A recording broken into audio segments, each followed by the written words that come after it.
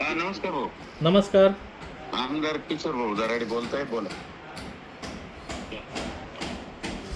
गोकुळजी कुठे? मिनी पडलाय का हो भाऊ?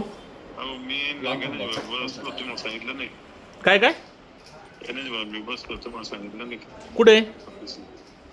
सांगा किती परवा. नाही नाही, मला नाही काही सांगितलं. आमची चर्चा झाली. बरं. कशासाठी? हेच गणेश भाऊ म्हटलं का मला पक्ष करणार केलं होता.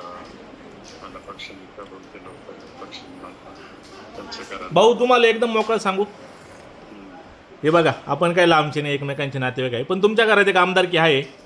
आता एक आमदारकी आम्हाला त्या ठिकाणी वाटतंय, आम्हाला गोल्डन चान्स आहे, मिळेल आम्हाला असं वाटतंय असं, आणि आम्ही आता पुढे जातोय. मी म्हातारा नाही झालो, पण ही निवडणूक 6 वर्षांनी येते. ऑलरेडी मागच्या 1.5 वर्षापूर्वीच आमची एक संधी गेली आहे आणि ही संधी परत येणार नाही. मी बघा मी काय सांगितलं किशोर भाऊ, एकदम सोप्या भाषेत सांगितलं. तुमच्या घरात एक आमदारकी आहे, पूर्वी 2 होते, आता तुमच्या रूपाने एक आमदार आहे. अजून तुमचा 4.5 वर्षाचा कालावधी त्या ठिकाणी बाकी आहे. उलट तुम्ही मनाचा मोठेपणा दाखवला तर एक आमदारकी समाजात निफाड तालुक्यात येऊन जाईल. अहो तुमच्याकडे आहे, आम्हाला भेटणार आहे तर आता देऊन टाका. उलट आम्ही फ्रेम करू का दराड्यांच्या मोठेपणामुळे आम्हाला ही भेटली. हां मग आम्ही कुठे, आम्ही पक्षावर नाराजच नाही, आम्ही अपक्ष जातोय ना. आम्ही कुठे काही भूमिका आमच्या काय असं काही नाही.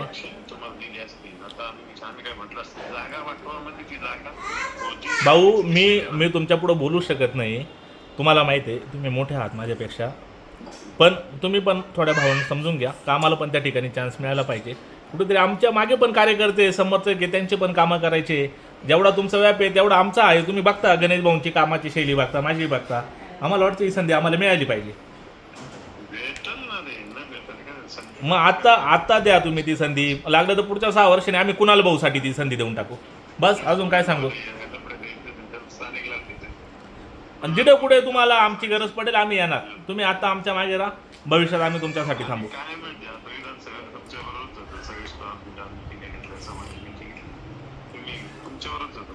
मग आता ही संधी परत एकदा आम्हाला द्या, भविष्यात आम्ही तुमच्यासोबत कायम राहू आणि आपले ऋणानुबंध कायम राहतील.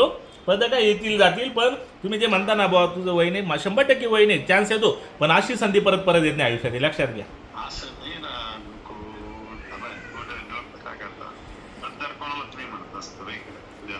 हे बघा भाऊ 100% त्या गोष्टी कुठे जात नाही, पण मतदारांना उपलब्ध असणारा पण माणूस लागतो एक, हे लक्षात घ्या.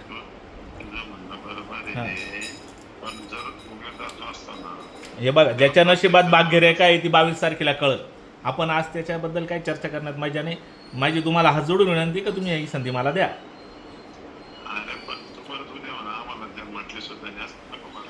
नाही नाही नाही, आम्ही कधी म्हणणार नाही असं. मी कोणाजवळ बोललो पण नाही. आम्ही ठरवले, म्हणजे मी गणेश दादाला आग्रह होता तू लढ, पण त्याची मानसिकता आता तू म्हणे मला पक्षापुढे जाता येणार नाही आणि मी थांबवू शकत नाही.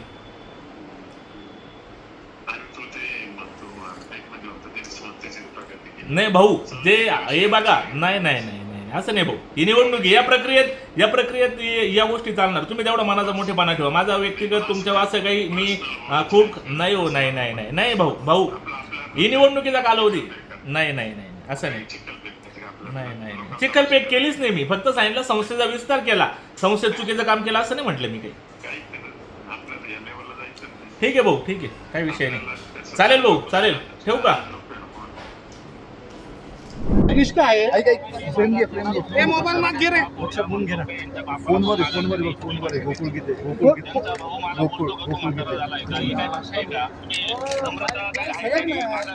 नाही भाई. गोकुळ आपण ऐक ना, गोकुळ आपण फडणवीस साहेबांना आणि गिरीश भाऊंना शब्द दिला गणेश दादा माघार देता. तुला माघार द्यायची आता? नाही नाही, आपल्याला माघार द्यायची आहे. नाही आपण गिरीश भाऊंना वडिलांसारखं मानतो. तुला धमकी कोणी दिली?